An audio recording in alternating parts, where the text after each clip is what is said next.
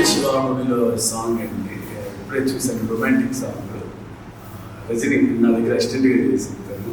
చాలా years first నేను master అయిన కానీ నా దగ్గర అసిస్టెంట్గా చేసేస్తాను. కానీ ఇప్పుడు మాస్టర్ అయ్యి ఫైటర్ శివలో సాంగ్ చేశారు. చాలా బాగుందండి. అంటే చాలా వేరియేషన్స్ ఉంది. అంటే రజనీ చెప్తున్నా అంటే నాకు ఎడిటింగ్ కటింగ్ కూడా బాగా నచ్చింది.